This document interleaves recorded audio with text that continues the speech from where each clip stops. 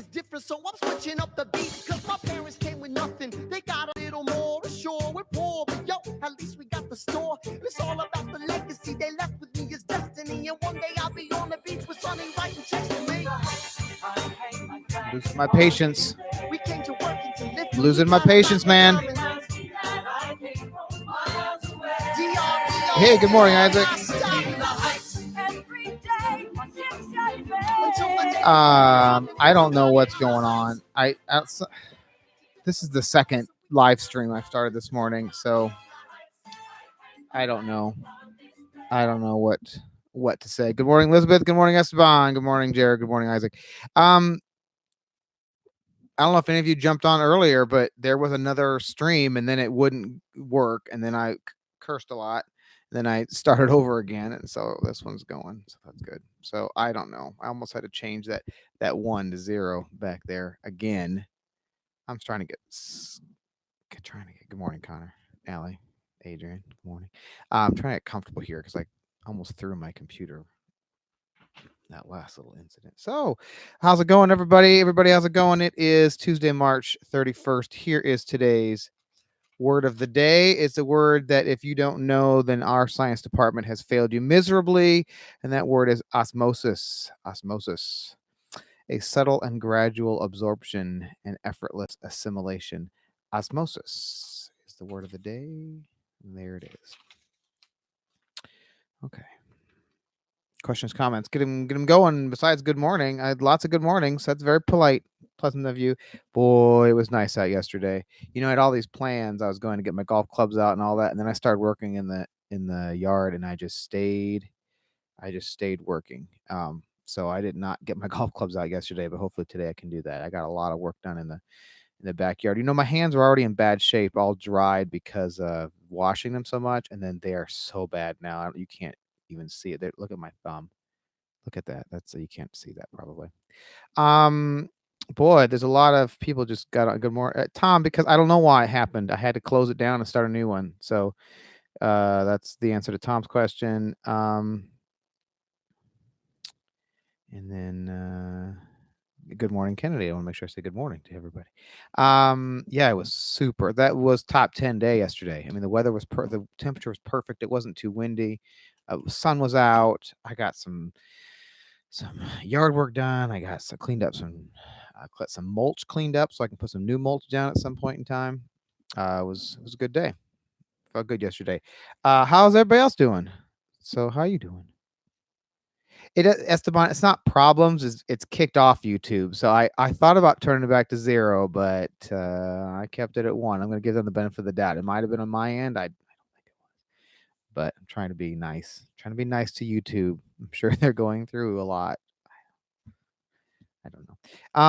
So how's everybody doing? I hope week 3 started off well. I think the weather helps a lot. It's nice to be able to get outside. However, don't congregate. So that would be my other warning. You know, my hair, the longer it gets, the grayer it gets. And it's going to be a long time before I get a haircut. So it's going to get long. Not a lot looking forward to that. 2 main pieces of information I want to get out to you. Thank you, those of you who emailed. Good morning, Olivia. Emailed yesterday. Lots of section leader emails. So if you didn't email me yesterday and you want parts to Lincolnshire Posey, or you want to tell me you want to be a section leader, make sure you get that email into me. The IJC shirts are ordered and checks on the way. So when those come in, it'll be probably, I'm going to guess mid-May when those come in, because they back the deadline back for those. So so I said 2 pieces of information, then I did not go on about that. One, on a marching band, we got to be talking about that because the registration is actually coming up, and I don't know how I'm going to handle this with everyone not at school, but somehow we've got to get a sign up and everything so I can get you registered for auditions for On a Marching Band. Auditions may very well be online for that this year, but I will be getting information to you as I get it. And I'm going to email it too, but if you keep coming here, I can get you the information also via video. But I know there's going to be a piece of music, and I don't think they've sent us that piece of music yet. And I know there's going to be scales up to it's 9-10 Sweba scale, so up to 4 sharps and 4 flats. So those of you who did Sweba this year for 9-10, it's the same scales. Those of you who did 11-12 Sweba, it's what you used to do for Sweba, up to 4 sharps and 4 flats. If any of you have siblings who are 8th graders, that's my biggest concern. I haven't even talked to the 8th graders about honor marching band. So they are eligible, and I don't know how we're going to get that word out. But if you have siblings or you have friends with siblings in the 8th grade band who are going to be in high school band next year and you think they would like honor marching band, make sure you say something to them. Those of you who went on the trip last time, or if you didn't go on the trip and want to go on the trip this time, you just got to learn your scales and your piece of music. Most people who try out from Denison will make it. It's not everybody. Some people don't make it. But basically, you have to commit to going to a trip. And the trip this year will be to San Diego to the Fiesta Bowl, which will be a lot. Fiesta Bowl, geez Louise. Holiday Bowl in San Diego. We'll be flying to California. So that's really cool. I believe we're going to Universal Studios. I'll get more information on the trip to you. I know the trip's going to cost you around $1,800. Don't be mad if it's 19, but it was last trip was, correct me if I'm wrong, I think it was in the 17s something, and that was busing, if I'm right. I can't, maybe it was 16 something. Anyway, flying for 1,800 I think is a pretty good, it's all inclusive. It's your meals, most of your meals. There might be a couple that aren't there, and then it does include all the tickets to getting Universal Studios and the football game and all that stuff. Honor Marching Band is an absolutely phenomenal trip. It's a great opportunity. Just very few people out there get a chance to go perform at a bowl game as part of a marching band in the parade and the halftime show. And then the chance to do that with students from other schools in Southwest Iowa is amazing. And to have your staff as not just people like me, but other directors in Southwest Iowa. That's how you get to know people like Mr. O'Donnell and Mr.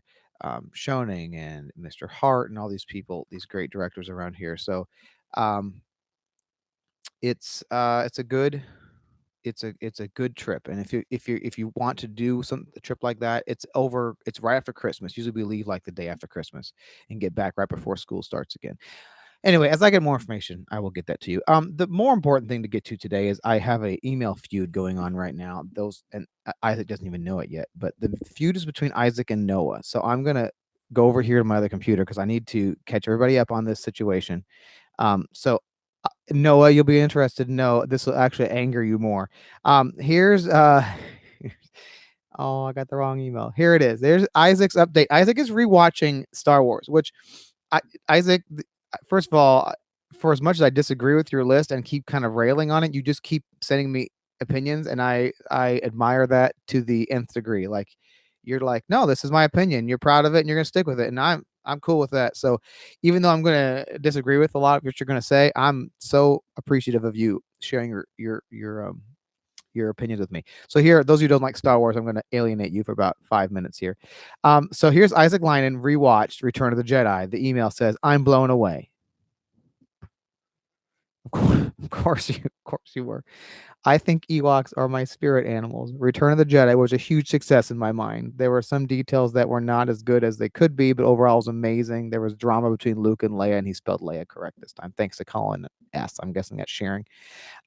Drama with Luke and Vader. He goes on with the drama between people. He loved Jabba the Hutt too.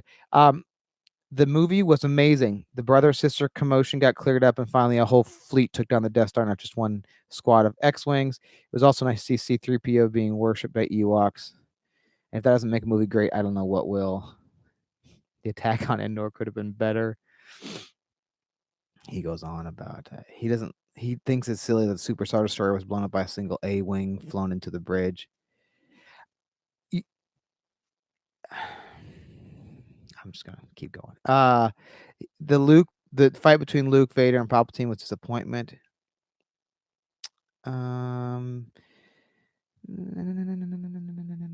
skipping a lot of this stuff here. So he's saying that the Anakin's Force Ghost almost made me cry. Overall, this is ranked number 2 or 3 for me.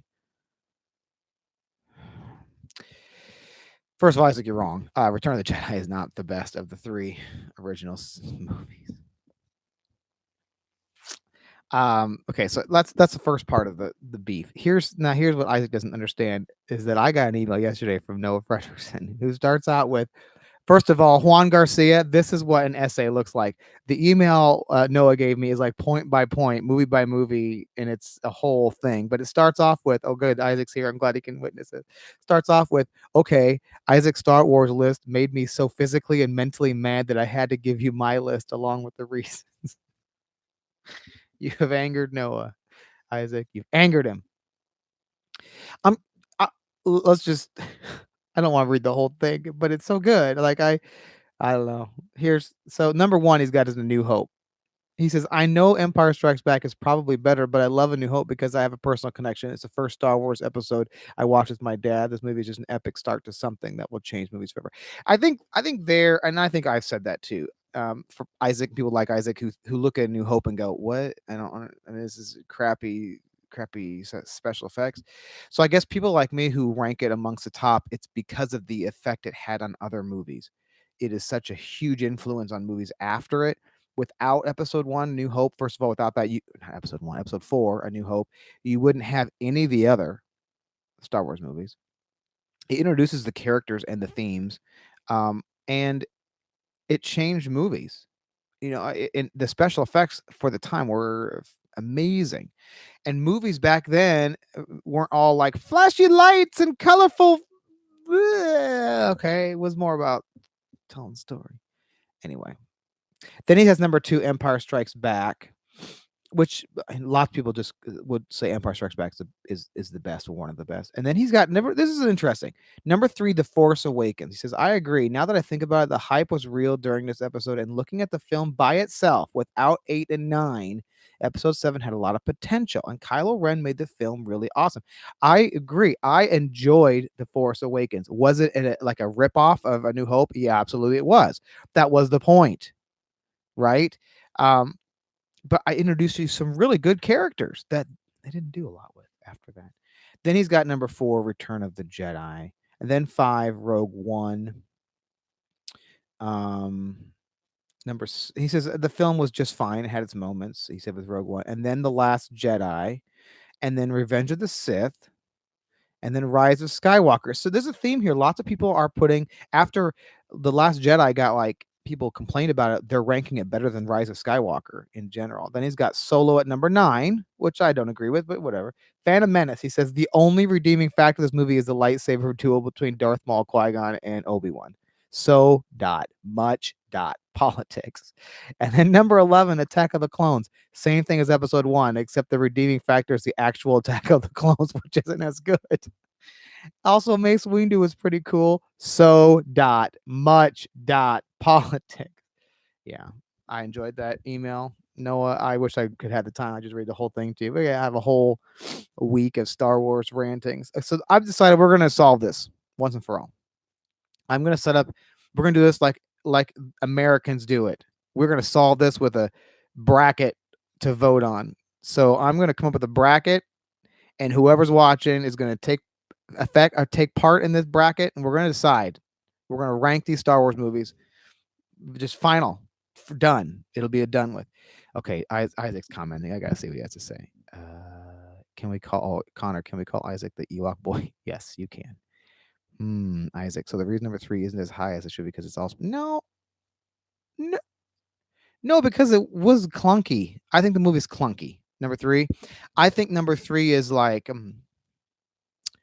number 3 is like, so the when you say number 3, are you talking about Revenge of the Sith or the third original one? Okay. Noah wants me to read number 3. So you're talking about Revenge of the Sith? I don't even want to talk about this episode, Noah says. Good things. Ewan McGregor's Obi-Wan. General Grievous seeing Darth Vader for the first time in Order 66. Bad things. Hayden Christensen's acting. True. Anakin and Padme's love story. The very scripted lines. No character development for Anakin as he goes from snitching on Palpatine to killing younglings. And Padme's death because she is losing the will to live. Meanwhile, Anakin literally burns in lava and lives. Didn't think about that. Overall, a little less than fine, and the visuals are good, but doesn't make up for the terrible writing and acting. You're rough. Okay, so episode, yeah, basically Isaac. Yes, you, I know you're kind of being sarcastic, but that's 100% where I'm at. Episode 3 for me isn't hype because the entire movie is special effects. Like it's not. There's the story isn't well written.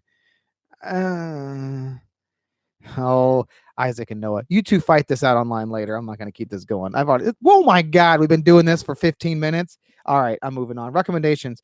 Amazon Prime has a movie came out a couple years ago called Super 8. It's just a like a kids getting in trouble. It's like a Steven Spielberg esque movie, and they find an alien, and it's good. It's well made. That's my biggest hook on Super 8. It's a well made movie. Well made movie. Super 8's on Amazon Prime. The music I was playing at the beginning of this, I bought the soundtrack to In the Heights yesterday. Basically, if those of you don't know, so the guy who wrote Hamilton, Lin-Manuel Miranda, won the Tony before that for Best Musical. His first big hit was called In the Heights, and it was about a neighborhood in New York, and is based as semi-autobiographical. It's based on kind of his experiences growing up as his family came here from Puerto Rico, I believe. I could be wrong. Don't quote me on that. But anyway, it's like Hamilton soundtrack with some Latin feel to it. So if you are a fan of Hamilton, check out In the Heights. It sounds very Hamilton. You can tell this is written by the same guy. There's little licks here and there, like, oh, that sounds like, but it's like Hamilton with a Latin flavor, and it's obviously a very different story. It's about Hamilton is this historic epic, whereas In the Heights is about a group of people in a barrio in a neighborhood, and how they grew up, and they're immigrants, and the choices they got to make. So it's a little more of a emotional thinker. I enjoyed it. I listened to the entire musical yesterday twice. I'm going to listen to it again today. It Hamilton, I believe, is way better, but this good. It's good. If you liked Hamilton, check out In the Heights. And they're making a movie. They made the movie already. The trailer is really good. If you've seen the trailer, it was supposed to come out this summer, but I think they pushed it back to later, so it comes out later. Oh my God, Isaac is still going on about it. Sorry. All right, book. Here, if you're into like, I don't want to call it science fiction because that makes it sound nerdy, but it's not. Neil Gaiman wrote a book, American Gods. If you're into like deep books, I really liked it. It's a medium length. It's not terribly long, but it's kind of out there. You've got I don't know how I want to explain it. You got to really be willing to suspend some reality and just kind of go with the story. I wouldn't describe it as science fiction. That's the best thing I can describe it as. But if you're into that kind of book, American Gods by Neil Gaiman, I enjoyed it. They turned it into a HBO series, I think, or something. I don't know, but the book is pretty good. You're still talking about Star Wars. All right. Music theory today, quickly. So I brought up yesterday, I introduced you to triads. So you take 2/3 together and you make it a triad. So you've got a third here and a third here. There's also an outside interval, which is a fifth. There's 4 kinds of triads out there. There's just like with most intervals, is major, minor, augmented, and diminished. And I'm sorry, I'm trying to read the comments while I'm doing this, and I shouldn't be doing that because it's still about Star Wars. So, for instance, I'm going to show you a major triad today. So let's pretend this was treble clef, and if it's treble clef, that means I got an F and an A and a C. An F to an A is a major third. Okay. An A to a C is a minor third. When you have a triad that's a major third on bottom and a minor third on top, that makes it a major triad. The outside is a perfect fifth, F to C. So when that all comes together, perfect fifth with a major third on the bottom, that makes it a major triad. Okay, so major third in the bottom, perfect fifth on the outside, or major third in the bottom, minor third on top. That makes it a major triad. And we'll talk about minor tomorrow. I'm going to make you two walk home. I'm going to stop this car and kick you out. Okay, we're going on to movement 2 today of Lincolnshire Posey. I did send some parts, I guess. It's a long one. You guys who asked for parts, it's like 7 or 8 pages. So this is a big one. Back to the Future is, don't even get me started. That's a whole nother podcast or whatever, live stream. It's a whole nother thing. Back to the Future is an amazing trilogy. One of the best ever made.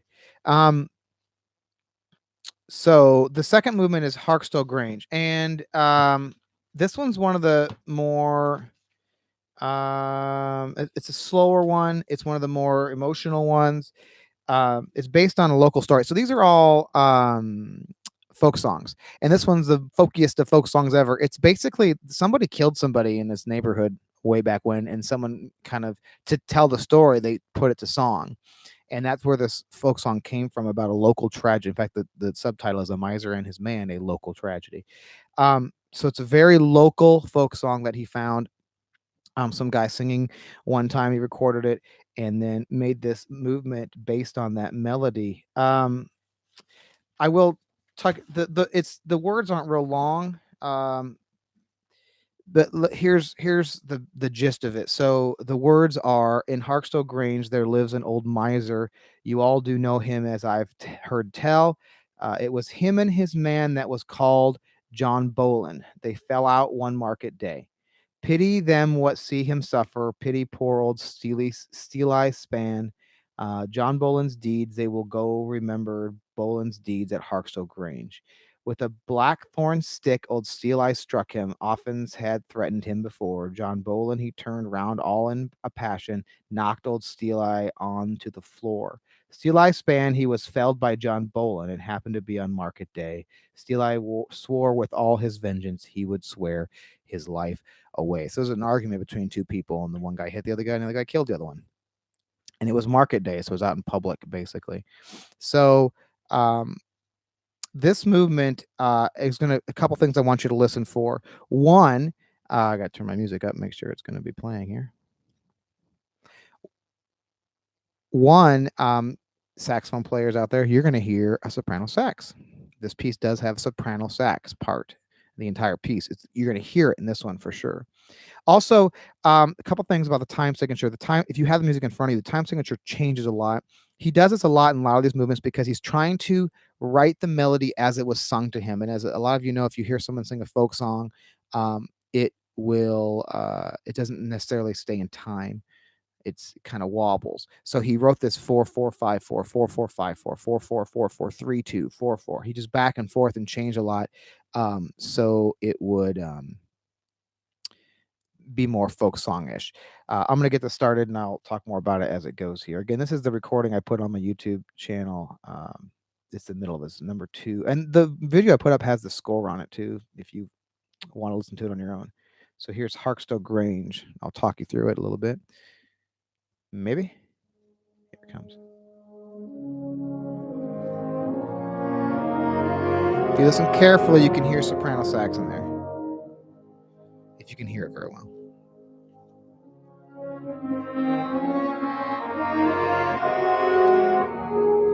It's doubling the horn with the melody.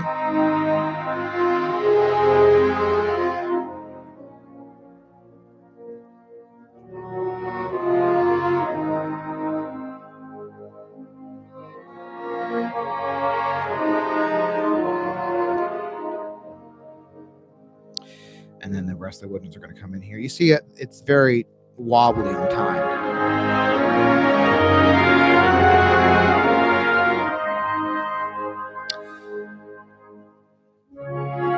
Yeah, so he's copying how it was sung to him. Let it go a little longer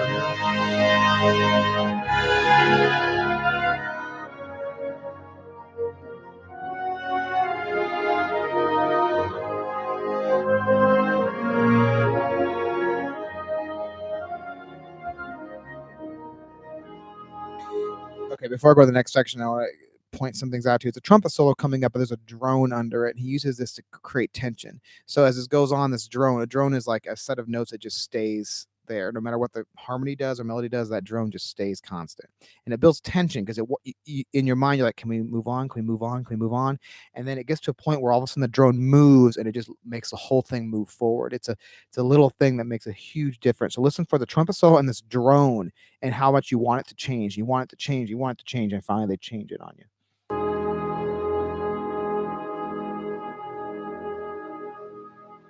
Hit the drones there. I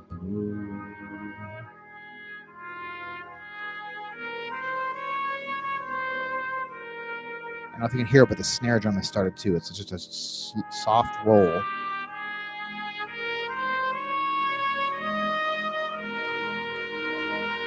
And then they finally change. So that's how he builds tension there.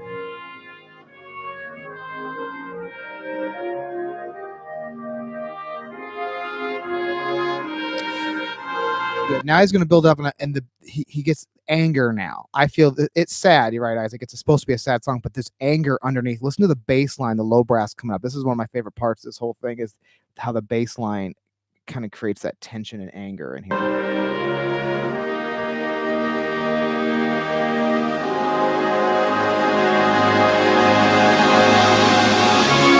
Listen to the bass.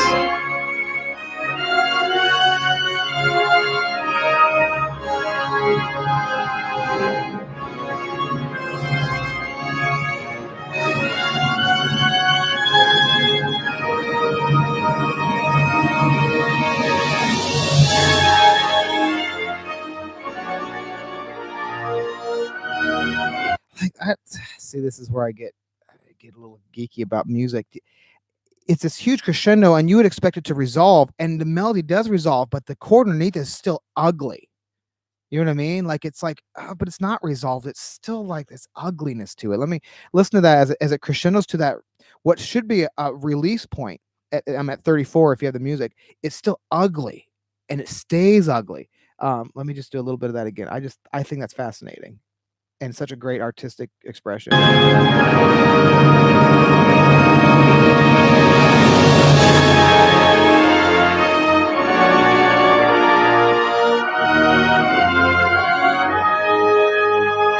it starts a trumpet. Then it calms down. It doesn't ever resolve, right? But you know, the song's a little bit about someone hitting somebody and someone trying to kill somebody and vengeance. It never resolves. I just think it's brilliant. Parker, I don't know how to describe it. It's and you says it has a unique style. Granger is Granger. It's the only way to describe it. He writes in such a different way, and the fact that it was written in the early 1900s, it blows my mind. Like, this would have been mind blowing back then, but now, yeah, I know it's that. Yeah, I love this one. My favorite. I love this whole piece of music, but man, the stuff he pulls out, and I could go on for an hour about this movement. I wish I could tell you about chord tones he uses and all the different ways he causes tension that never gets resolved. It's just tension, tension, tension, tension. It does not resolve. All it does is build tension. So Percy Granger, man, I love it. I love it. Okay. So we'll go on to movement 3 tomorrow, which is really long. It's not really long. It's long. It's the longest of the movements, but it's also the most complex.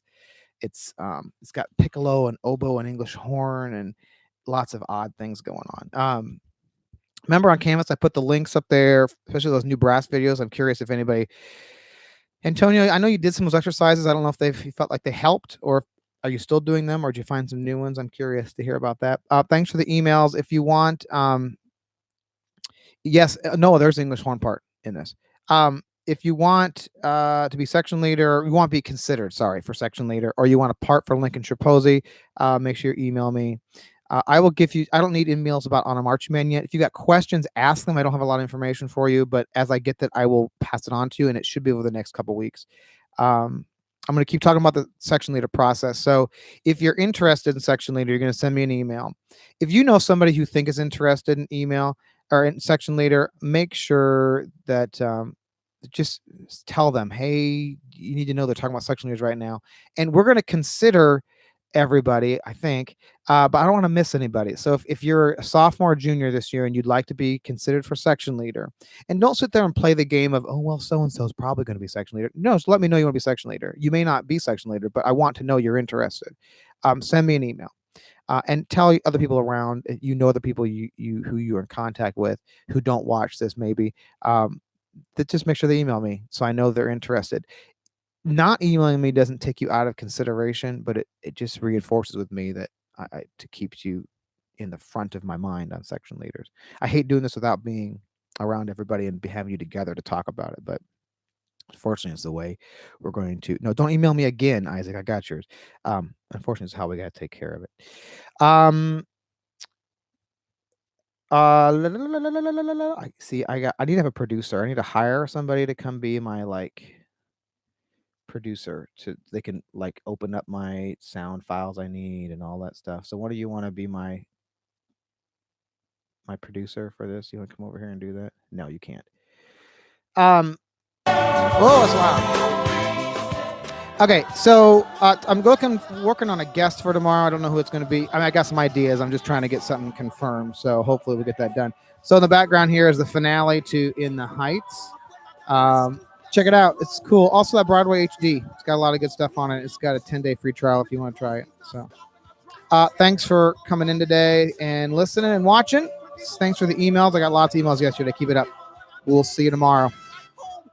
Let me set the record straight. I'm stepping to Vanessa. I'm getting the second date. I'm home. Where it's 100 in the shade. April Fool's Day tomorrow. Don't forget. Tomorrow's April 1st. You hear that music in the air? Take the train to the top of the world.